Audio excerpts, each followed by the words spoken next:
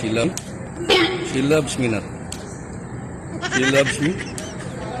She loves me not. She loves me. She loves me not. She loves me. She loves me not. She loves me.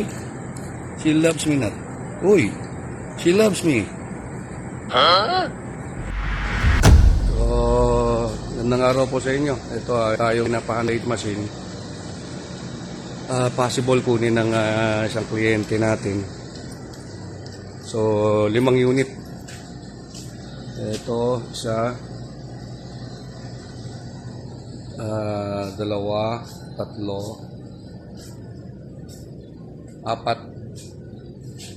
5. Ito. So, in preparation po sa delivery possible by January na po ito.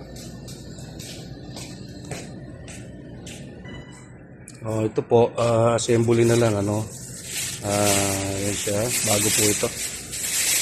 Yung mga accessories niya. So, nakababa pa, assemble pa yung paa nito.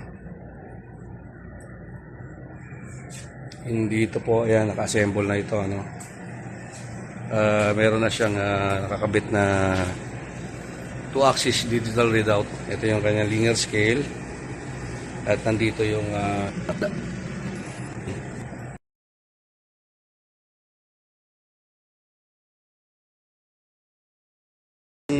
dalawa po, actually nakabit din na.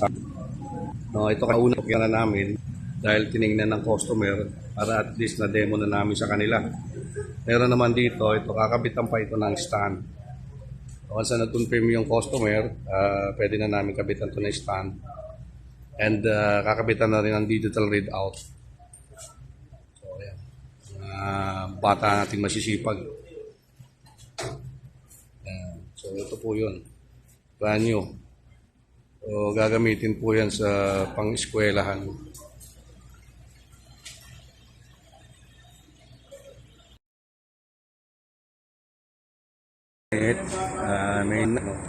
Kaya ito na 2-axis digital readout. Tapos ito yung isa pa, naka-crate. Lalagyan na stand. Ito yung ating makintab na.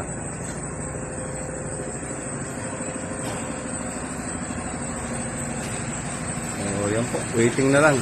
Sana kunin ng client. Naka-ready na. By January na po ito. Pwede na i-deliver ito.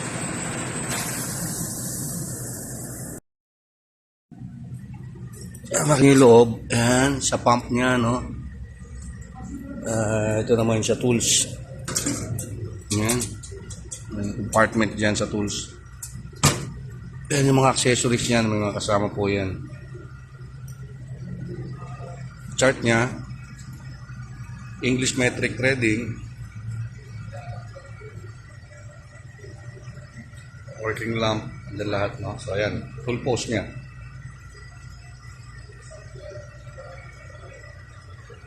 Maubos po yung stock nito. Madali naman kayo magparting by next year ulit.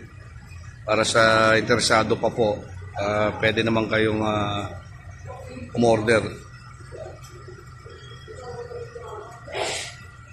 So yan po, maraming po salamat sa inyong panonood muli. Nag-update lang ako ulit ng ating makina. Ayan. So, bata nyo na lang ang ating status nito kung matuloy ang delivery.